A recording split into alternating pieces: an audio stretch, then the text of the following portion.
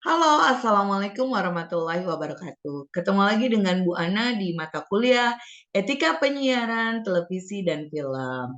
Baik, kita akan mulai materi untuk pertemuan ketiga kali ini. Sebagaimana telah dibahas pada pertemuan kedua, etika mempunyai pengertian ilmu mengenai norma tentang baik dan buruk. Penyiaran menurut Undang-Undang Nomor 32 Tahun 2002 adalah kegiatan pemancar luasan siaran melalui sarana pemancaran dan atau sarana transmisi di darat, laut, dan antariksa dengan menggunakan spektrum frekuensi radio melalui udara, kabel, dan atau media lainnya untuk diterima secara serentak oleh masyarakat melalui perangkat penerima siaran. Penyiaran atau dalam bahasa Inggris disebut broadcasting, ini berasal dari kata kerja to broadcast yang diartikan sebagai alat berbicara atau menampakkan diri di radio atau televisi. Ada juga yang mengartikan pengiriman program oleh media televisi dan radio. Ya, the sending out programmers by radio or television. Etika penyiaran bisa diartikan sebagai ilmu mengenai norma tentang baik dan buruk dalam kegiatan pemancar luasan siaran melalui media radio ataupun televisi atau media lainnya untuk diterima secara serentak oleh masyarakat melalui perangkat penerima siaran. Kegiatan penyiaran meliputi dua bagian, yaitu penyiaran radio dan penyiaran televisi.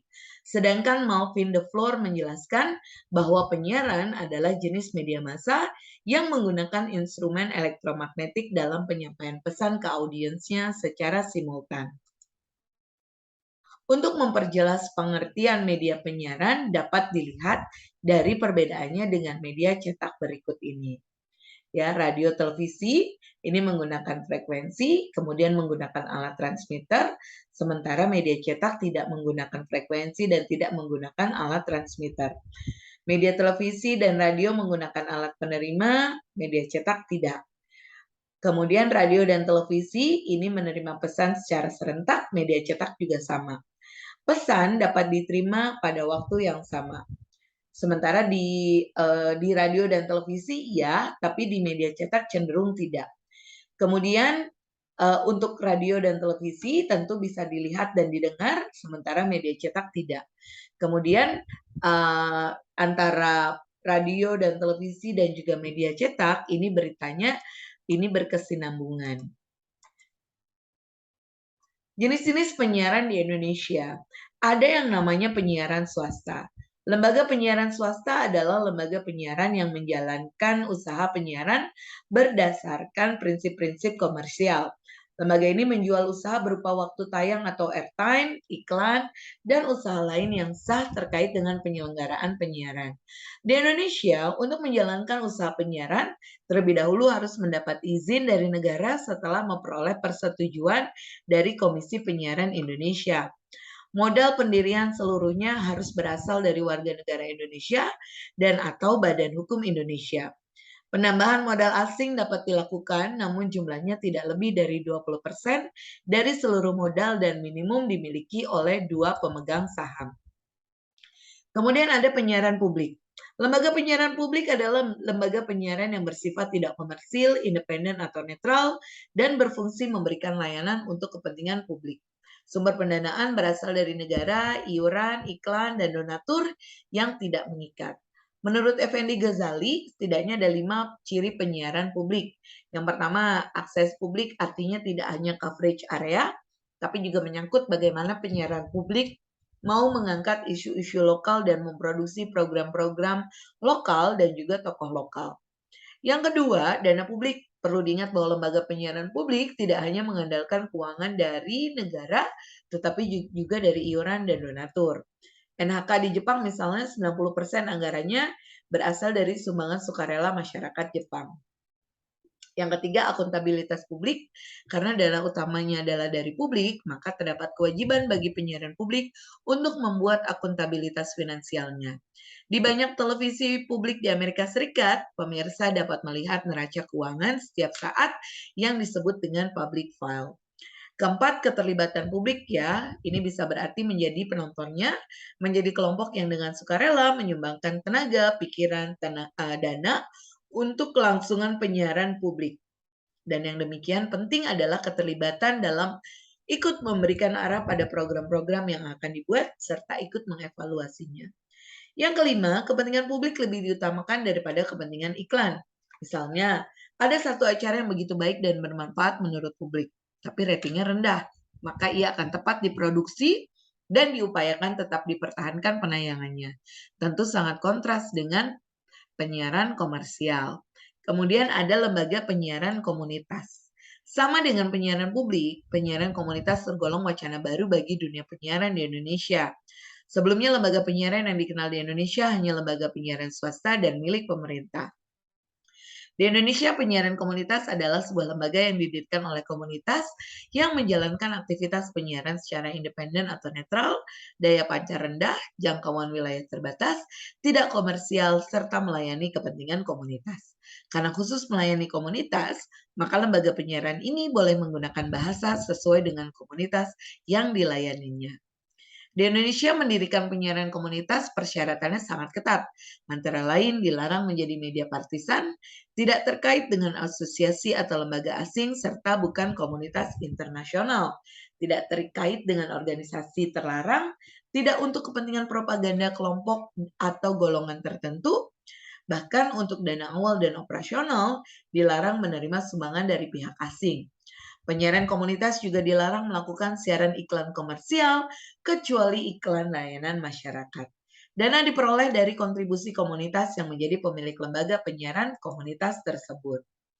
Nah, lembaga penyiaran swasta, publik, dan komunitas dilihat dari perbedaannya ya, dilihat dari aspek definisi.